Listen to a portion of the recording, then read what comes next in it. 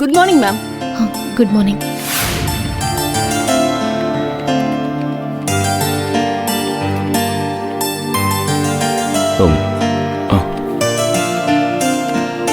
சரி, நீங்க கண்டினியூ பண்ணுங்க. ஓகே.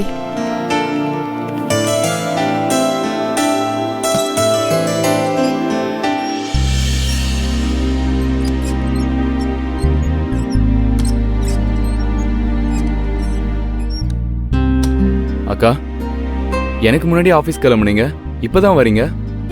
எல்லாம் ஓகே தானக்கா? அப்பாவும் நானும் கபிலன் வீட்டுக்கு போயிருந்தோம்.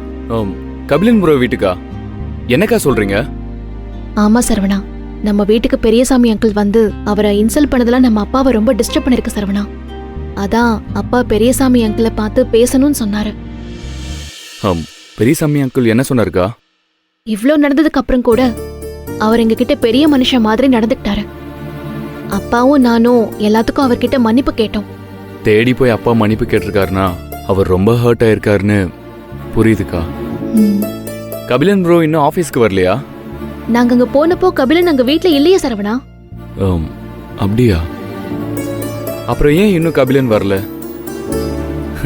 இன்னைக்கு மன்னிப்பிடே போல. ஒரு பக்கம் நீங்களும் அப்பாவும் பெரியசாமி அங்கிள் கிட்ட சாரி கேட்டிருக்கீங்க. யாழினியும் தெய்வான கிட்ட இந்நேரம் மன்னிப்பு கேட்க போயிருப்பா.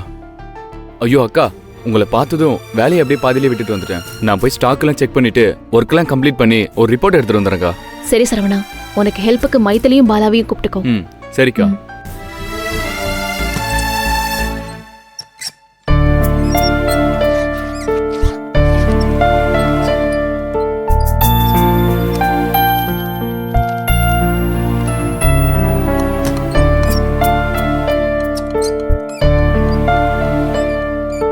இந்தாக்கா.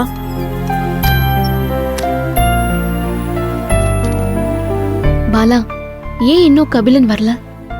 தெரியலையேக்கா. மைத்திலி கிட்ட பெர்மிஷன் ஏதாவது சொல்லிருக்காரான்னு நான் கேட்டு வரவா?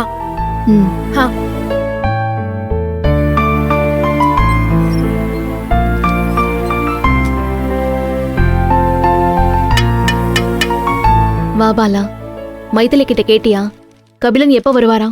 நான் வந்துட்டேன்னு நானே சொல்லலாமா?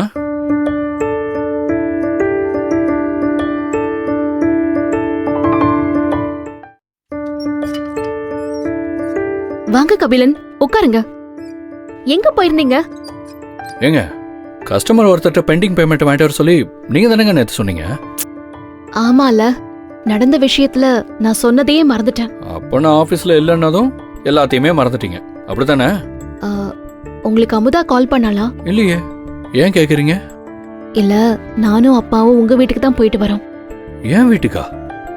ஆமா, அப்பா அங்கிளை பார்த்து மன்னிப்பு கேட்கணும்னு சொன்னாரு. ஏங்க, இப்பதான் அப்பாவுக்கு கொஞ்சம் கொஞ்சமா உடம்பு தேறிக்கிட்டு வருது. இந்த நேரத்துல அவரை அலைய வைக்கணுமா? இல்ல, அவர்தான். என்னங்க நீங்க? இந்த பாருங்க, நடந்த விஷயத்துக்கும் உங்க அப்பாவுக்கும் என்ன சம்பந்தம்? அவர் எதுக்காக மன்னிப்பு கேட்கணும்? அவர் உங்க அப்பா மட்டும் இல்ல கபிலன், எங்க அப்பாவுக்கு நண்பரும் கூட. உங்க அப்பா ரொம்ப பெருந்தன்மையா நடந்துக்கிட்டாரு. சில குணங்கள் உங்ககிட்ட எங்க இருந்து வருதுன்னு யோசிப்பேன். உங்க அப்பா கிட்ட இருந்து தான் வந்திருக்கு. இந்த நேரத்திலயும் எங்க அப்பாவை அலைய வைக்க வேணாம்னு சொன்னீங்க பாத்தீங்களா? மத்தவங்களுக்காக யோசிக்கிற குணம் ரொம்ப பெருசு கபிலன். ஏன் நீங்க இல்லையா? நீங்களும் அப்படித்தானே மத்தவங்களுக்காக யோசிப்பீங்க. கபிலன், ஒரு விஷயம் சொல்லணும். அம்மா என் கல்யாண விஷயமா சில முடிவு எடுக்கிறாங்க. அதான் அதை பத்தி கொஞ்சம் பேசணுமே.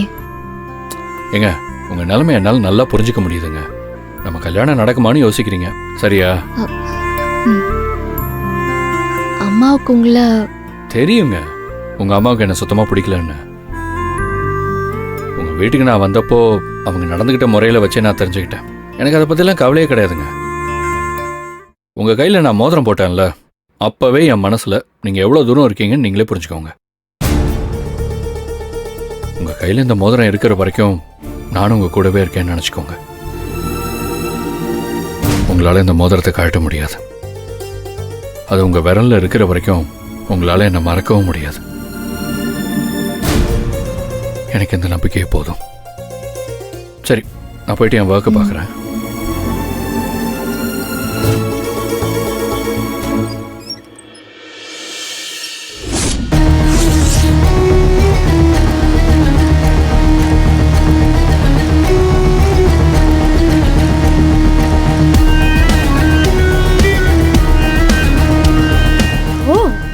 மோதிரம் போடுற அளவுக்கு வந்தாச்சா? இது போதும் புனிதா, எனக்கு இது போதும். திரிய கொளுத்துறதுக்கு இது போதும்.